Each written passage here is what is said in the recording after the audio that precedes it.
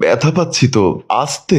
রুমের ভেতর থেকে ভেসে আসা পুত্রবধূর মুখে এমন কথা শুনে ইমা বেগম আরো কৌতূহল হয়ে দরজায় কান পাতল। কান পাততে ইমা বেগম শুনতে পেল, একটু সরব, আমি নড়তে পারছি না। পুত্রবধূর মুখে এমন কথা শুনে ইমা বেগম মনে মনে ভাবতে লাগলো, এই মেয়েটা আমার ছেলের জীবনটা শেষ করে দিবে। একটা রাতও আমার ছেলেকে ছাড়ে না। ঘর সংসার তো আমরাও করেছি। ছি ছি ছি, এত বেহায়া ছিলাম না। ইমা বেগম দরজায় কান পেতে শোনার চেষ্টা করছে ভেতরে কি হচ্ছে না হচ্ছে। ইমা বেগম যখন দরজায় কান পাতলো তখনই ভেতর থেকে পুত্রবধূ ইভা দরজা খুলে বের হতেই ইমা বেগম ইভার শরীরে গিয়ে পড়লো। ইমা বেগমকে এই অবস্থায় দেখে ইভা হতভম্ব হয়ে দাঁড়িয়ে রইল। ইভা বলল, মা, এত রাতে আপনি এখানে কি করছেন? ইমা বেগম কি বলবে কিছুই বুঝতে না পেরে তোতলাতে লাগলো।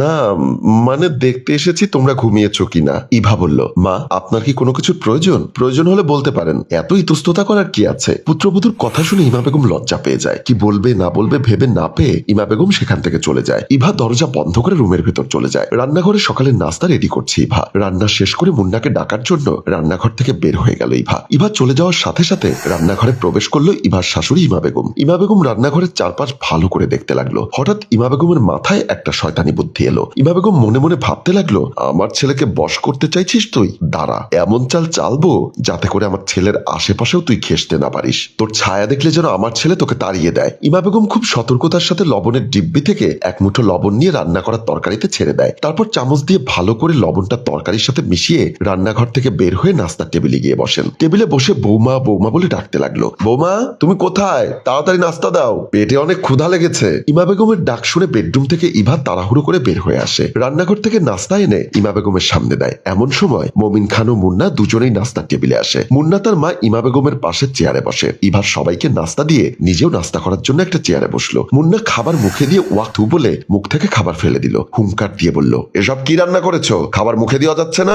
মুন্নার এমন কথা শুনে ইভা অবাক হয়ে গেল। মনির খান বলল, আরে কি হয়েছে? তুই এরকম সারের মতো চিল্লাচ্ছিস কেন? নাও, তুমি একটু খেয়ে দেখো আমি কেন সারের মতো চিল্লাচ্ছি। মুন্নার কথা মতো মুমিন খান একটু খাবার মুখে নিল। মুমিন খান খাবার মুখে নিয়ে বুঝতে পারলো তরকারিতেও অতিরিক্ত লবণ দেওয়ার কারণে তরকারি তিতা হয়ে গেছে। মুমিন খান মুখে নিয়ে খাবারটা ফেলে দিয়ে বৌমার দিকে তাকিয়ে রইল। ইমা বেগম মনে মনে হাসছে আর ভাবছে, বৌমা, সবে মাত্র খেলা শুরু, দেখি কি করে তুমি এই সংসার করো। মুন্না বলল, রান্না করার সময় মন কোথায় থাকে? এসব কি রান্না করেছো? এই খাবার কি কোনো মানুষ খেতে পারবে? ইভা কাঁদো কাঁদো গলায় বলল, আমি তো সবকিছুর পরিমাণ ঠিকঠাকই দিয়েছি। লবণ, মরিচ, হলুদ তো বেশি হবার কথা না। ইভেন আমি রান্না শেষ করে সব টেস্ট করেও দেখেছি, সব ঠিক আছে। মুন্না চিৎকার দিয়ে বলল, তোমার কি মনে হয় আমি তোমার সাথে ইয়ার্কি করছি? একটা কাজও ঠিক মতো করতে পারো না, যত সব ফালতু। বলেই খাবার টেবিল থেকে হন হন করে বেরিয়ে গেল মুন্না। ইভা প্লেট থেকে একটু খাবার মুখে নিল। দেখলো সত্যিই তো খাবার বেশি লবণের কারণে একদম তিতা হয়ে গেছে। কিন্তু ইভা কিছুতেই বুঝতে পারছে না এটা কি করে হলো। ইভা সোফাতে মনমরা হয়ে বসে আছে। এমন সময় মমিন খান এসে ইভার পাশে বসে। মমিন খানকে দেখে ইভা একটু নড়ে চড়ে বসে বলল, বাবা, আপনার কি কিছু লাগবে?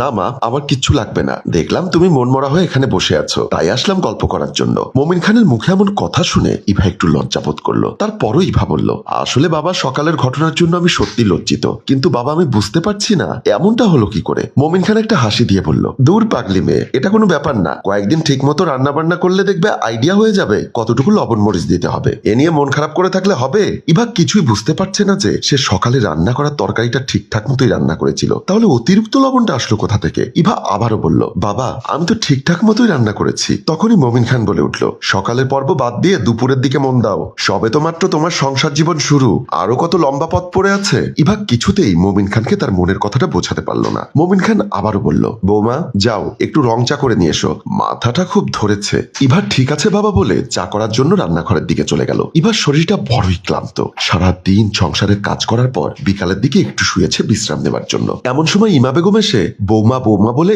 ইভার বেডরুমে প্রবেশ করলো। ইমা বেগম রুমে ঢুকতেই ইভা শোয়া থেকে উঠে দাঁড়িয়ে গেল। ইমা বেগম বলল, কি হলো বৌমা, তুমি দেখি রাজরানীর মতো শুয়ে আছো। এদিকে ঘরের সব কামকাজ পড়ে আছে, এগুলো কে করবে শুনি?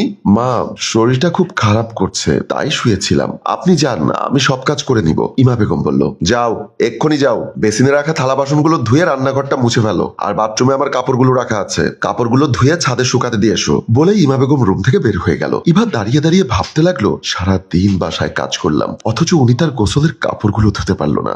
আমিও তো মানুষ, আমি তো মেশিন না। কথাগুলো ইভা ভাবছে আর দু চোখের জল গড়িয়ে পড়ছে। অফিসে বসে আছে মুন্না। এমন সময় মুন্নার রুমে প্রবেশ করলো তার কলিগ বাবু। বাবু মুন্নার পাশে রাখা চেয়ারটিতে বসতে বসতে বলল, কি ব্যাপার মুন্না সাহেব, আপনাকে দেখে মনে হচ্ছে অনেকদিন ধরে না খেয়ে আছেন। কি তরি তরকারির দাম বেড়ে যাওয়ায় খাওয়া দাওয়া বন্ধ করে দিয়েছেন নাকি? বাবুর মুখে এমন কথা শুনে মুন্না বলল, বাবু সাহেব আপনি তো মজা করছেন আমাকে নিয়ে। আমি উপাস কেন, রোজা রেখেছেন নাকি? আরে না ভাই, আমার নতুন বউয়ের রান্না একবার খেলে কয়েক বছরের মধ্যে আর আমার বাসার দিকে যাবেন না, বুঝলেন? বাবু একটা হাসি দিয়ে বলল, ও বুঝতে পেরেছি, নতুন নতুন বিয়ে করেছেন, মজা মাস্তি করছেন, খাওয়া দাওয়ার এত দরকার কি? মুন্না একটু রাগান্বিত হয়ে বলল, আপনার কাছে মনের কথা বলা আর শিবের মাথায় জল ঢালা সমান। এখন যান, মন মেজাজ দুটোই খারাপ আছে। বাবু আর কিছু না বলে হাসতে হাসতে রুম থেকে বের হয়ে গেল। মুন্না অফিস শেষ করে রুমে ঢুকতে যাবে, এমন সময় ইমা বেগম রুম থেকে বের হচ্ছে। মুন্না বলল, মা কোথায় যাচ্ছ?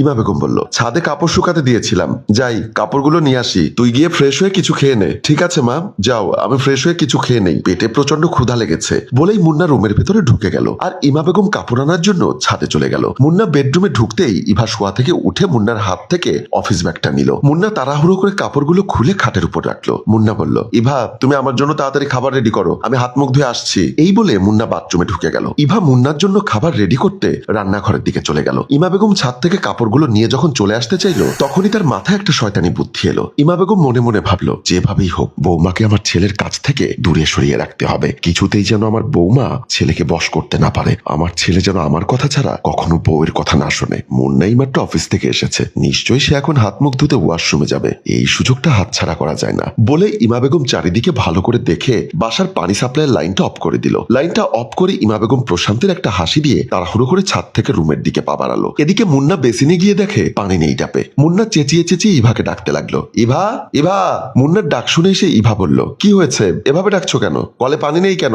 দিনে মোটর ছাড়োনি? ইভা বলল, হ্যাঁ ছেড়েছি তো, একটু আগেও তো মোটর ছাড়া ছিল, তাহলে মোটরে পানি নেই কেন? আমি কি টাঙ্কির পানি খেয়ে ফেলেছি? মুন্নার মুখে এমন কথা শুনে ইভা মাথা নিচু করে দাঁড়িয়ে রইল। ইভা চাইলে অনেক কিছুই বলতে পারতো মুন্নাকে, কিন্তু এবার কিছুই বলেনি। মুন্না আবারও বলল, সারাদিন বাসায় করোটা কি? ঘরের একটা কাজও তো ঠিকঠাক মতো করতে পারো না। আমি সারাদিন অফিস করে এসেছি, এটা তোমার মাথায় রাখার দরকার ছিল। ইভা বেগম মুন্নার এতগুলো কথা একসাথে হজম করতে পারছে না, এবার দু চোখ গড়িয়ে জল পড়তে লাগলো। ইভা ক্ষীণ কণ্ঠে বলল, একটু আগেই মোটর ছাড়া ছিল, টাঙ্কি ফুল হওয়াতে আমি নিজ হাতে মোটর বন্ধ করেছি। ঠিক এমন সময় রুমের বাহির থেকে চিৎকার এলো, কে কোথায় আছিস? আমাকে ধর, আমি মরে গেলাম। চিৎকার শুনে মুন্না ও ইভা দুজনেই রুম থেকে দৌড়ে বের হয়ে গেল। মুন্না ও ইভা দৌড়ে এসে দেখলো ইমা বেগম সিঁড়িতে পড়ে আছেন। ইমা বেগম অনেক চেষ্টা করে উঠে দাঁড়াতে পারছে না। মুন্না ও ইভা তার মাকে টেনে তুললো। মুন্না বলল, মা কি হয়েছে তোমার? তুমি পড়ে গেলে কি করে?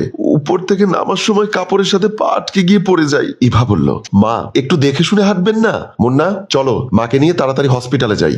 না না, হসপিটালে যেতে হবে না, আমাকে নিয়ে তোমরা আগে রুমে চলো। ইমা বেগমের কথা মতো মুন্না ও ইভা ইমা বেগমকে দুপাশ থেকে ধরে রুমের দিকে নিয়ে গেল। রাত প্রায় 3টা বাজে। ইমা বেগমের পাশে বসে আছে পুত্রবধূ ইভা। ইমা বেগম সিঁড়ি থেকে পড়ে গিয়ে ডান পায়ের হাঁটুতে প্রচন্ড ব্যথা পায়। রাতে ডাক্তার এসে দেখে ওষুধ দিয়ে গেছেন, বলেছেন আগামীকাল এক্সরে করলে বোঝা যাবে কি সমস্যা হয়েছে। ঔষধ খাবার পর থেকে ইমা বেগম ঘুমিয়ে আছেন। শেষ রাতের দিকে ইমা বেগম আস্তে আস্তে চোখ খুলে দেখতে পেলেন ইভা ইমা বেগমের মাথার পাশে বসে আছে। ইভা ইমা বেগমের মাথায় হাত বুলিয়ে দিচ্ছে। ইমা বেগম আস্তে আস্তে উঠে বসার চেষ্টা করলো। ইভা বলল, মা আপনি বেশি নড়াচড়া করবেন না, ডাক্তার বলেছেন আজকের রাতটা কোন রকম কষ্ট করে কাটিয়ে দিতে, আগামীকাল ডাক্তার ভালো করে পরীক্ষা করে তারপর ওষুধ দেবেন। মা ইমা বেগম বলল, বৌমা মুন্না কোথায়? মা কালকে ওর অফিস আছে, তাই একটু ঘুমিয়ে গেছে। তোমার শ্বশুর কোথায়? মা বাবার শরীরটাও তেমন ভালো না, রাত জাগলে আরো বেশি খারাপ হবে, তাই বাবা ঘুমিয়ে গিয়েছে। আপনার কিছু লাগলে আমাকে বলুন। ইমা বেগম বলল, তুমি ঘুমাওনি? কি যে বলেন না মা, আপনাকে এই অবস্থায় রেখে আমি কি করে ঘুমোই? আমি তো আপনার মেয়ের মতোই, আপনার যদি একটা মেয়ে থাকতো তাহলে কি আপনাকে এভাবে রেখে ঘুমোতে পারতো? ইভার কথা শুনে মা ইমা বেগম হতভম্ব হয়ে গেল আর মনে মনে ভাবতে লাগলো, যে মানুষটার ক্ষতি আমি সবসময় চেয়েছি, এমনকি স্বেচ্ছায় ক্ষতি করার চেষ্টা করেছি, আজ এই বিপদের দিনে সে আমার পাশে দাঁড়িয়ে আছে। সত্যি আমি একটা খারাপ মনের মানুষ, অথচ এই মানুষটা ভেতরের দিক থেকে কতই না উদার মনের একটা মানুষ। মা ইমা বেগমকে এরকম হতভম্ব থাকতে দেখে ইভা বলল, কি হয়েছে মা, আপনার কি কোনো সমস্যা হচ্ছে? সমস্যা হলে আমাকে বলুন। ইমা বেগম ভেজা ভেজা চোখে বলল, না রে মা, আমার কোনো সমস্যা হচ্ছে না। মারে আমি না বুঝে তোমার সাথে অনেক অন্যায় করেছি, তোমাকে অনেক অত্যাচার করেছি, আমি তো তোমার মায়ের মতোই, আমাকে ক্ষমা করে দাও বৌমা, আজকে থেকে আমি তোমার শাশুড়ি মা না, আমি তোমার মা। বলেই ইমা বেগম ইভাকে জড়িয়ে ধরে কান্নায় ভেঙে পড়ে। সম্মানিত দর্শক, কারো ক্ষতি করার আগে একটা কথা সবসময় মনে রাখবেন, যার ক্ষতি করতে যাচ্ছেন সেও কিন্তু আপনার উপকারে আসতে পারে, তাই কারো ক্ষতি করার আগে 100 বার ভেবে নিন। কেউ যদি আপনার ক্ষতি করে তখন আপনি কি করবেন? আমাদের গল্পটি যদি আপনাদের ভালো লেগে থাকে তাহলে লাইক, কমেন্ট ও শেয়ার করে আমাদের সাথেই থাকবেন।